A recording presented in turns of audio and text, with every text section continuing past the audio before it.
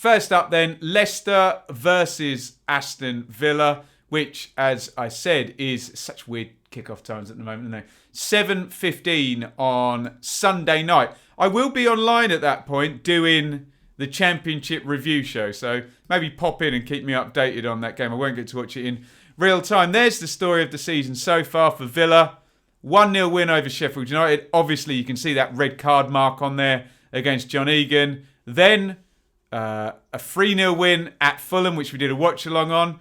Again, a little asterisk against that. Fulham defended so badly and they were cooked after about 15 minutes of that one, weren't they? Goodness me, already 2-0 down. But then ridiculously, if we wanted proof of Villa being sustainable, we thought, well, a win against Liverpool would give us that. But it was a 7-2 victory, which we've covered on the channel. So really, am I still any of the wiser on Villa? We had a couple of... I just want a straightforward win without anything. I mean, 7-2 obviously is unbelievable, but is it sustainable? They ever going to win 7-2 again? And Liverpool going to lose 7-2 again? Interesting. Very, very interesting. But a brilliant start by Villa.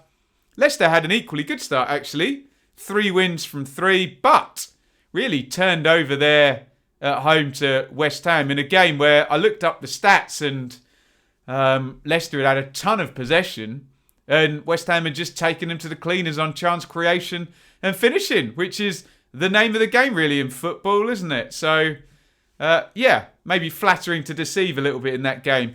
This was the team that started the magnificent 7-2 win for Villa, and it's starting to look nice and staid and nice and solid. It's a little tweak, isn't it, to accommodate Ross Barkley, but let's work out from the back. Martinez has obviously had a great winning start as Villa keeper. So is Cash. Konza and Mings look decent together at the back. Mings coming on for England the other night, and Targett in there at left back. We were looking more at Douglas Luiz as a lone holding midfielder, but John McGinn can join him, which frees up the exciting arrival of number 20 there, Ross Barkley. Grealish is Grealish. We don't need to talk about him, do we?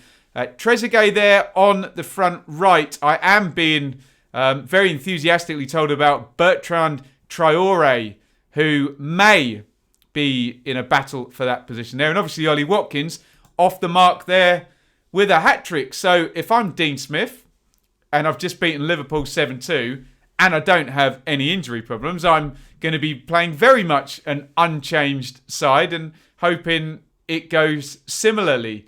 As I say, keep an eye on the right-hand side. Be interested in Villa fans' thoughts on Trezeguet. I've just found he's not contributed. Look, obviously, he's playing in a winning team, but not quite contributed in the way that others like McGinn and Grealish and Watkins already have managed to. And Douglas Luiz, who's actually very good in that sweepy, uppy, holding midfield play, stopping attacks.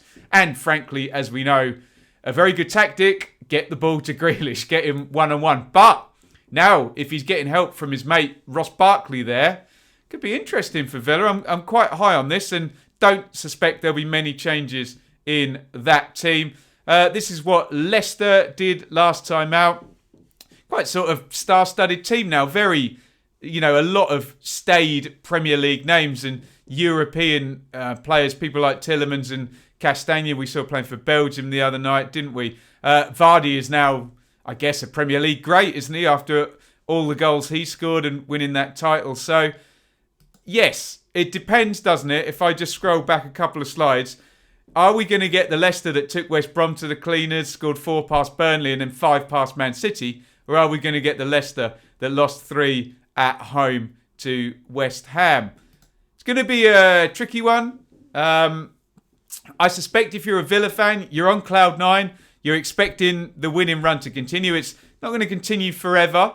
There have been... I genuinely can't put my finger on any of those 3 wins so far and say, right, great, sustainable, which is what I've been looking for with Leeds, and I think I've finally got with the win at Sheffield United there. We haven't had that for Villa yet, just a red card win, a win where the opponents defended terribly in Fulham, and then just this mad, incredible performance against Liverpool. So I'm looking for something boring from Villa, basically, and a nice, solid win where they create a few good chances, don't concede any, and everybody plays well. Wouldn't that be lovely? Black and white literal thinkers like me love stuff like that. So, it's going to be tricky, isn't it, for Villa? But we thought that about Liverpool, and frankly, they cruised in. So let's see, and maybe I predict that Villa might be able to get a point out of this, but it's by no means going to easily be the 4th straight victory. Good luck to Villa flying the flag. We're in the top 2 for the dearly departed. Probably won't ever get any better than that, so enjoy it while it lasts. If you enjoyed this clip, why not go and check out the whole video? You can find that and all of my other content at my channel, the Benjamin Bloom Football Channel. And while you're there, why not hit that subscribe button and ring the bell for regular notifications?